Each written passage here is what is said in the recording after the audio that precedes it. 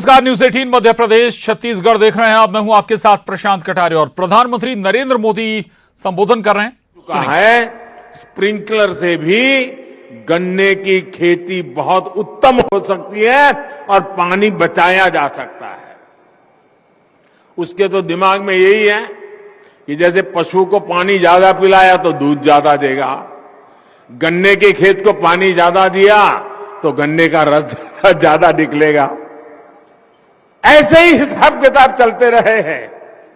पिछले 7-8 वर्षों में देश की लगभग 70 लाख हेक्टेयर जमीन को माइक्रो इरिगेशन के दायरे में लाया जा चुका है। साथियों, भविष्य की चुनौतियों के समाधान का एक अहम रास्ता नेचुरल फार्मिंग से भी मिलता है। इसके लिए भी देश भर में बहुत अधिक जागरूकता आज हम अनुभव कर रहे हैं। प्राकृतिक खेती को लेकर गुजरात, हिमाचल प्रदेश और आंध्र प्रदेश के साथ साथ यूपी, उत्तराखंड में बहुत बड़े स्तर पर किसान काम कर रहे हैं। गुजरात में तो जिला और ग्राम पंचायत स्तर पर भी इसको लेकर योजनाएं बनाई जा रही है। बीते वर्षों में प्राकृतिक खेती, नेचुरल फार्मिंग को जिस प्रकार नए बाजार मिले हैं, जिस प्रकार प्रोत्साहन मिला है, उससे उत्पादन में भी कई गुना वृद्धि हुई है। साथियों, आधुनिक टेक्नोलॉजी के उपयोग से छोटे किसानों को कैसे लाभ होता है, इसका एक उदाहरण पीएम किसान सम्मान निधि भी है। इस योजना के शुरू होने के बाद से 2 लाख करोड़ रुपए से ज्यादा सीधे किसानों के बैंक खातों में ट्रांसफर किए गए हैं।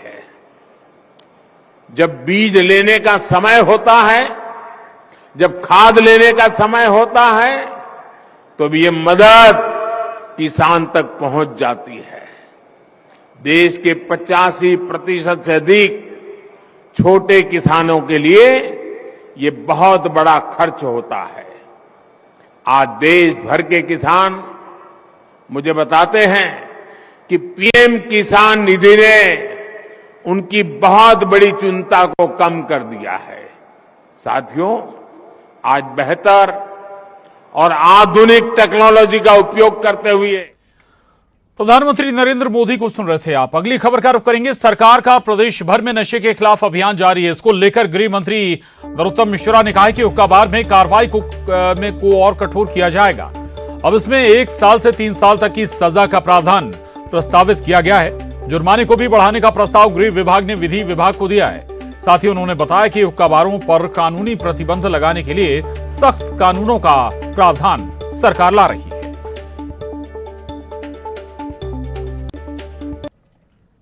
मुख्यमंत्री जी के निर्देश के बाद प्रदेश के अंदर संपूर्ण प्रदेश में हुक्का बार बंद करने का अभियान चलाया था। चूंकि अभी तक उसमें कार्रवाई जो हो रही थी, उसमें उस कार्रवाई को और कठोर करने के लिए अब उसमें 1 साल से 3 साल तक की सजा का प्रावधान और प्रस्तावित गृह विभाग ने विधि विभाग को किया है।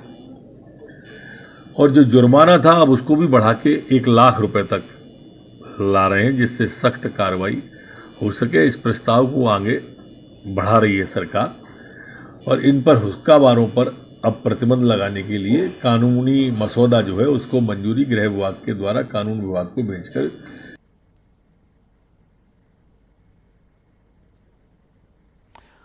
तो गृह मंत्री नरोत्तम मिश्रा को आप सुन रहे थे। और नशे के खिलाफ अभियान सरकार का जारी रहेगा।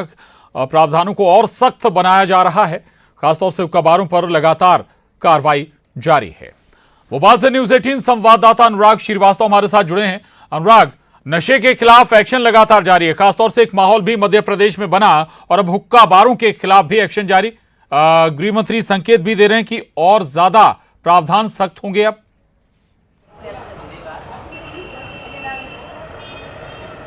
बिल्कुल प्रशांत, देखिए मुख्यमंत्री शिवराज सिंह चौहान ने बीते दिनों बैठक की थी और नशे के कारोबार करने वालों के खिलाफ सख्त कार्रवाई करने के निर्देश दिए थे। मुख्यमंत्री ने हुक्का बार लाउंज पर भी कार्रवाई करने के निर्देश जारी किए थे और इसके बाद आबकारी विभाग ने अलग अलग टीमों का गठन कर पूरे प्रदेश में एक अभियान चलाकर हुक्का लाउंज बंद कराने का काम किया था। लेकिन अभी तक हुक्का बार लाउंज पर कार्रवाई करने के लिए कोई सीधा कानून नहीं है, यानी कि अधिकारी सीधे तौर पर कोई कार्रवाई नहीं कर पाते और यही वजह है कि अब राज्य सरकार हुक्का लाउंज के को लेकर भी नियम तय करने जा रही है, यानी कि अब पूरे प्रदेश में हुक्का बार लाउंज को प्रतिबंधित करने के लिए नए कानून को रूप दिया जाएगा। जो मौजूदा कानून है सिगरेट और तंबाकू उत्पाद अधिनियम 2003, इसमें संशोधन करने की तैयारी में राज्य सरकार है और इसके तहत हुक्का बार संचालित करने वाले संचालकों के खिलाफ जुर्माने के साथ सजा का प्रावधान भी सरकार करने जा रही है, यानी कि 1 साल से लेकर अधिकतम 3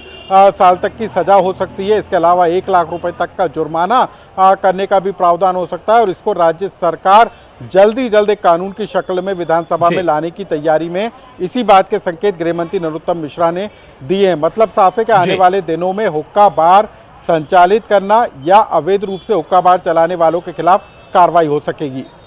जी बिल्कुल बिल्कुल, शुक्रिया अनुराग इस पूरी जानकारी के लिए। आगे बढ़ेंगे, एक बार फिर उज्जैन के महाकालेश्वर मंदिर में फिल्मी गाने पर रील्स बनाने वाली लड़कियों का वीडियो सामने आया है, जिससे महाकाल मंदिर के पुजारियों ने इस पर आपत्ति दर्ज कराई है। तो वहीं कलेक्टर ने मामले पर संज्ञान लिया है। आपको बता दें कि महाकाल मंदिर में शिवलिंग के पास और मंदिर परिसर में युवतियों ने फिल्मी गानों पर रील्स बनाकर सोशल मीडिया पर डाली है। इंस्टाग्राम पर 2 अलग अलग अकाउंट से वीडियो डाले गए हैं। डाली गई वीडियो में एक युवती महाकाल मंदिर परिसर में घूमती हुई फिल्मी गाने की धुन पर रील्स बना रही है, तो वहीं एक लड़की महाकाल मंदिर के गर्भगृह में डायलॉग के साथ फिल्मी गाने पर रील्स बना रही है। वीडियो वायरल होने के बाद महाकाल के पुजारी ने इस तरह के वीडियो को अपमानजनक और सनातन परंपरा के खिलाफ बताते हुए युवतियों पर कार्रवाई की मांग की है।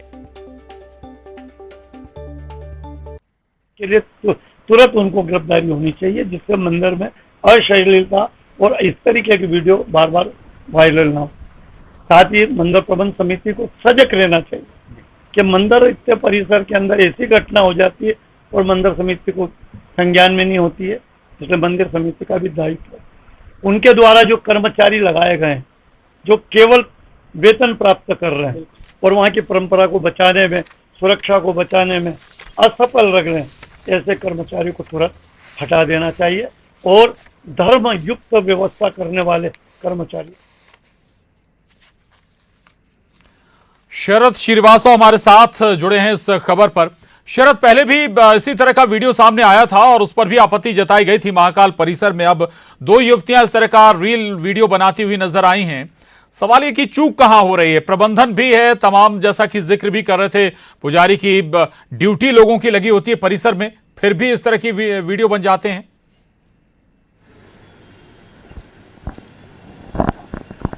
देखिए प्रशांत, इसमें चूक क्या कहा जाए कि लोगों को खुद आत्म संयमित होना होगा कि किस तरीके से महाकाल मंदिर का जो परिसर है वो धार्मिक आस्था का एक केंद्र है और उस धार्मिक आस्था के केंद्र को अगर लोग खुद ही मनोरंजन का केंद्र बनाने पर उतर आएंगे तो फिर कोई भी प्रबंधन व्यवस्था को दुरुस्त करने में कामयाब नहीं होगा।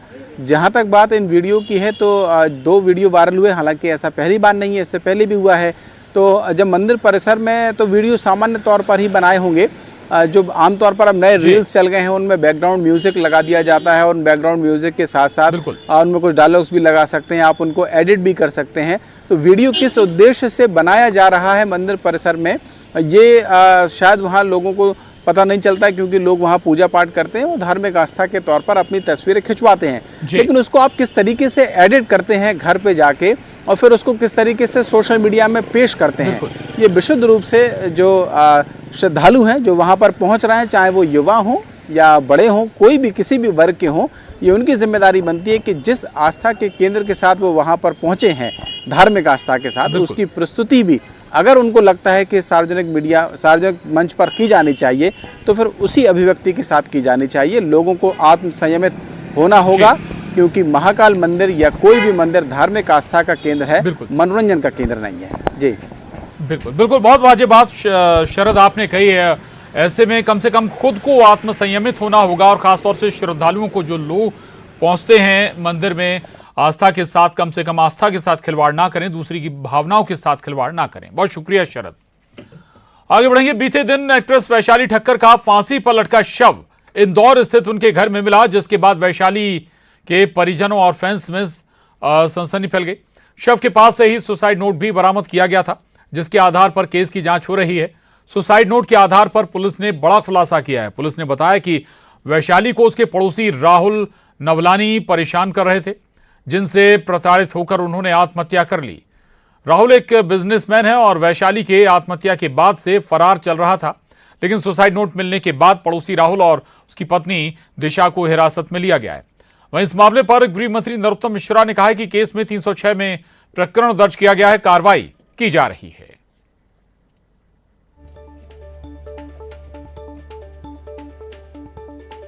जो प्रथम दृष्टया जांच में आया है, उस प्रथम दृष्टया जांच के हिसाब से उसमें प्रकरण 306 का पंजीबद्ध कर लिया है। राहुल जी हैं और डिसा करके हैं, इनके दो लोगों के ऊपर प्रकरण पंजीबद्ध किया है। पड़ोस के ही रहने वाले हैं, परिचित हैं उनके, उन पर ये केस लगाया है। उनके मोबाइल और लैपटॉप अभी ओपन नहीं हुए हैं, उनको ओपन किया जा रहा है। इसके बाद जांच का दायरा। और खबर भोपाल से, जहां कांग्रेस अध्यक्ष पद के लिए वोटिंग हो रही है। कमलनाथ और सांसद नकुलनाथ ने मतदान किया। मतदान के दौरान अव्यवस्थाएं सामने आई। नकुलनाथ को सेवा दल के कार्यकर्ताओं ने रोक दिया। सांसद नकुलनाथ की चुनाव ड्यूटी में लगे कर्मचारियों के साथ धक्का मुक्की हुई और कतार में लगे डेलीगेट्स भी धक्का मुक्की के शिकार हुए।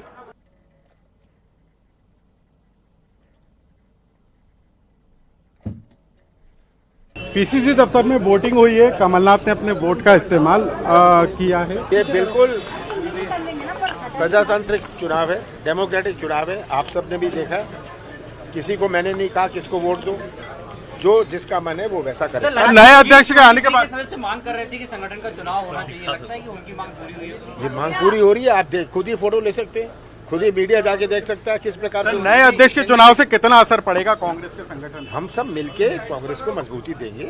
एक अध्यक्ष पर निर्भर नहीं रहती बात। लोकसभा चुनाव, विधानसभा चुनाव में फर्क पड़ेगा। अभी जो कोर्स इन्होंने इंट्रोड्यूस किया है, ये 18 साल से क्या कर रहे थे? मोदी ने कहा है कि इससे चेतना जागेगी, युवाओं को बहुत ज्यादा अवसर मिलने वाले हैं। क्या है? ये तो सब कुछ कह रहे हैं, सब जगह कह रहे हैं, पर आम जनता समझ रही है कि ये क्या नाटक नौटंकी है। 18 साल बाद मध्य प्रदेश में बीजेपी को सूझी ये बात। अब ये कब कोर्स शुरू होंगे? 20,000 घोषणा है तो शिवराज सिंह जी ने कर ली। अब उनको अमित शाह जी की जरूरत पड़ी है कि उनसे आके घोषणा करवाएं। सर, अमित शाह कह रहे हैं ग्वालियर की जनता गलती ना करे, गलती ना करे, फिर से कांग्रेस को उसके पीछे भी उनका दूसरा इरादा है। सर, अमित शाह और जिस तरीके से योजनाओं का ऐलान कर रहे हैं, कह रहे हैं बार बार योजनाएं बंद कर दी थी कमलनाथ सरकार ने। जनता गवाह है, मुझे अमित शाह से सर्टिफिकेट नहीं चाहिए। तो ये है कांग्रेस के अध्यक्ष अपने वोट का इस्तेमाल किया और कह रहे हैं कि संगठन जो चुनाव है उसके बाद संगठन जो है वो प्रभावी होगा। कैमरा पर्सन खिलान के साथ अनुराग श्रीवास्तव, न्यूज़ 18 भोपाल। कांग्रेस अध्यक्ष पद के चुनाव में कमलनाथ के मतदान पर गृह मंत्री नरोत्तम मिश्रा ने तंज कसते हुए कहा कि नगरीय निकाय चुनाव में कमलनाथ ने कहा था कि छोटे मोटे चुनाव में मतदान नहीं करता। ऐसे चुनाव में कमलनाथ ने किया मतदान, जिसका नतीजा सबको पता है। बीजेपी विधायक रामेश्वर शर्मा ने निशाना साधते हुए ट्वीट किया। उन्होंने लिखा कि नगरीय निकाय चुनाव में कमलनाथ ने मतदान नहीं किया, पार्टी के चुनाव में मतदान कर रहे हैं। लोकतंत्र में कांग्रेस का भरोसा नहीं है।